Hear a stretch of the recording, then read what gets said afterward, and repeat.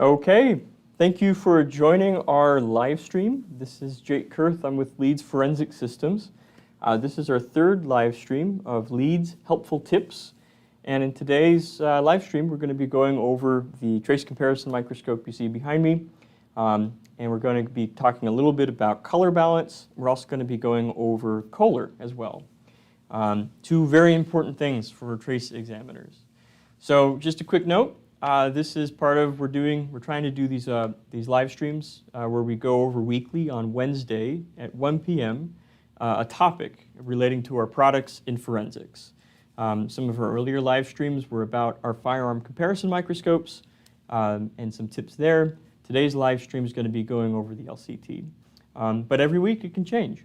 So if you have any requests or you'd like anything for us to cover and go in depth, or in some cases not very in-depth, but just talk about, please feel free to email us.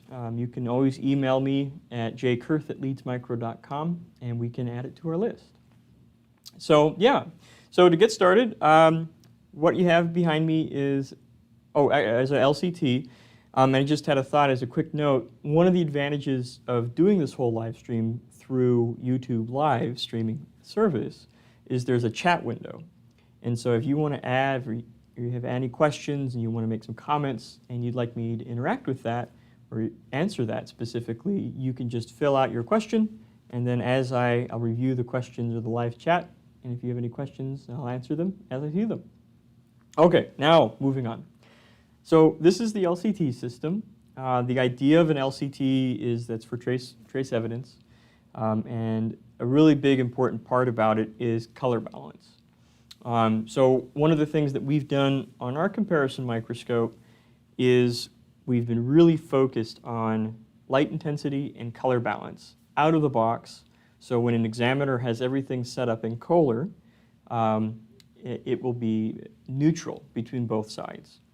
Older microscopes, or back in the past, you'll have like one side will be slightly green tinted, one side might be slightly red tinted. And when trace examiners are doing those critical color comparisons and intensity comparisons, even a slight shift in color, especially when you take a photograph, it can be distracting for either the examination or for the presentation to the jury or through the process. So that's why we've spent a lot of time really focused on color balance and intensity balance.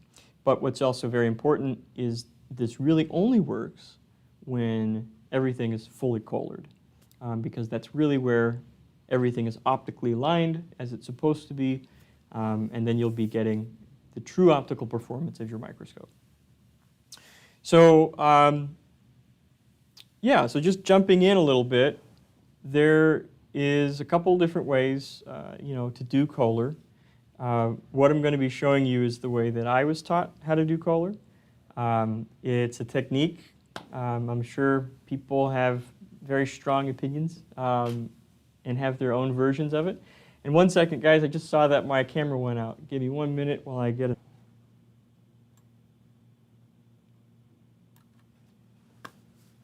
We're back. We're kind of back. We'll see how well this works for this live stream. This may not be our best live stream we've done. But anyway, all right. So the first thing I'm going to do is we're going to load up a sample.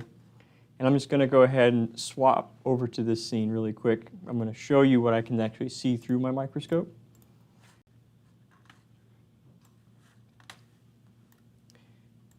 And let's just go ahead and do that really quick.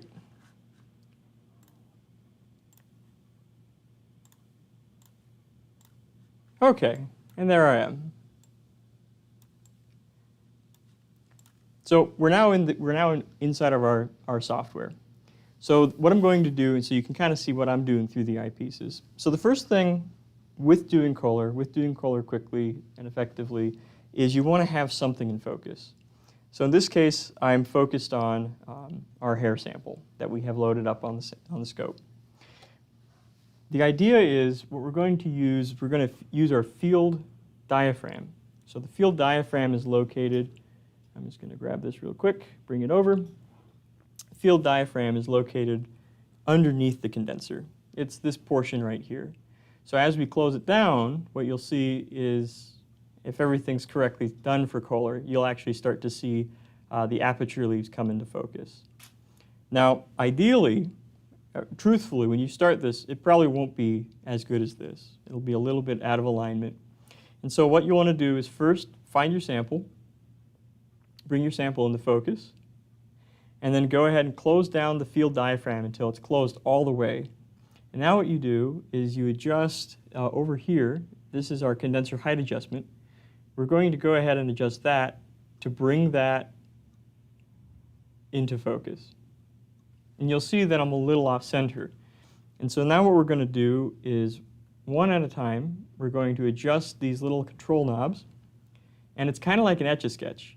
This knob on the left side makes it go, I guess, diagonally to the right. And this knob on the other side makes it go the other direction. So we're going to use these little control knobs to bring it into the center of our field of view. Oops, and if you bump it, you definitely have to redo it. Hopefully nobody's getting too seasick about the shaky cam. So bring it into our center of our field of view. And now what we do is we can go ahead and just fine tune and don't bump your condenser, as I just did again. You can bring it into our center of field of view.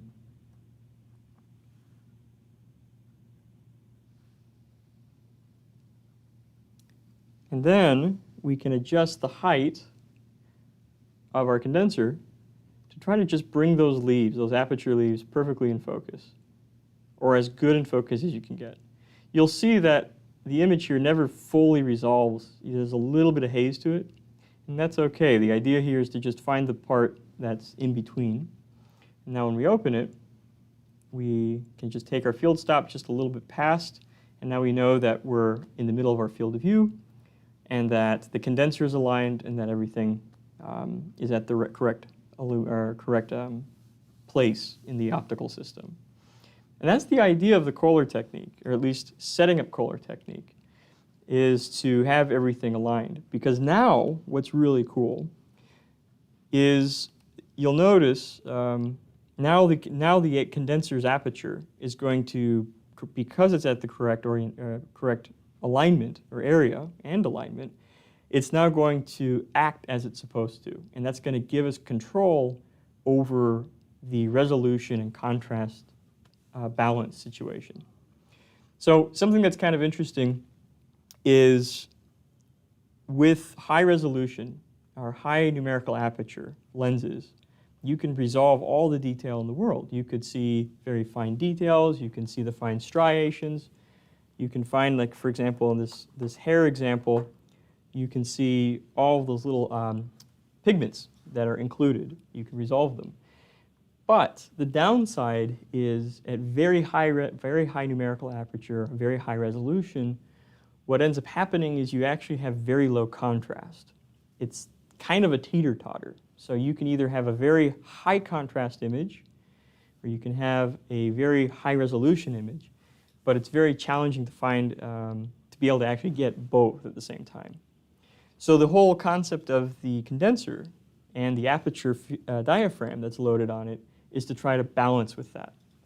And so there's a couple things that we can do to help with that, or use that now that we have it, or play with that teeter-totter of resolution and contrast.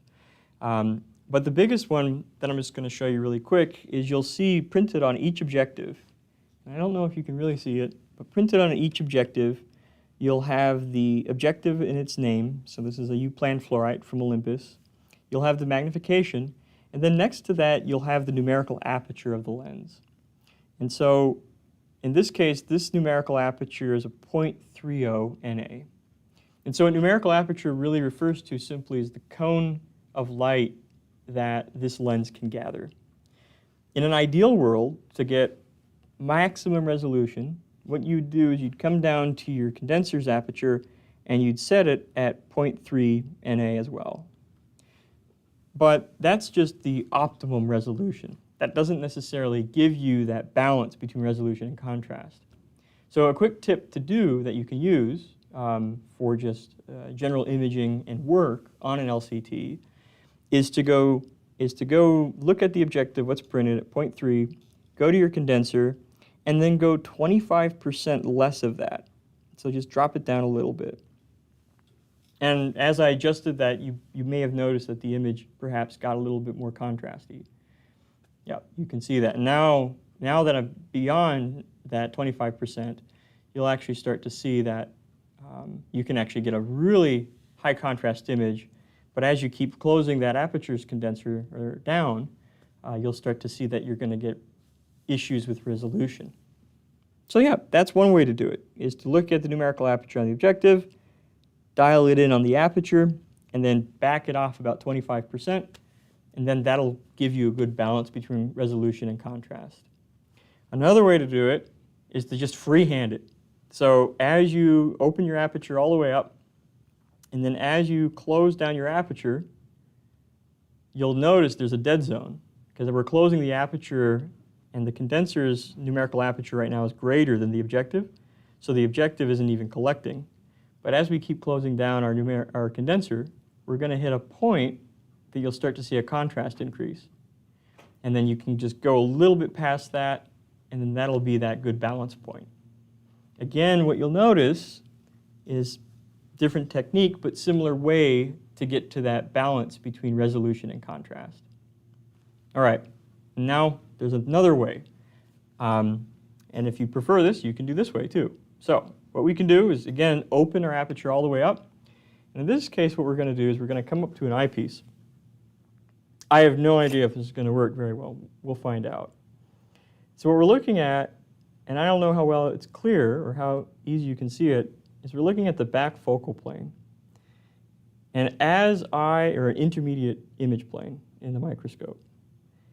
Now, as I close my aperture diaphragm, what you'll start to see, you'll actually start to see an aperture close inside of the microscope. So again, wide open, closing my aperture down, we're not seeing anything because the numerical aperture of the condenser is right now is greater than the objective.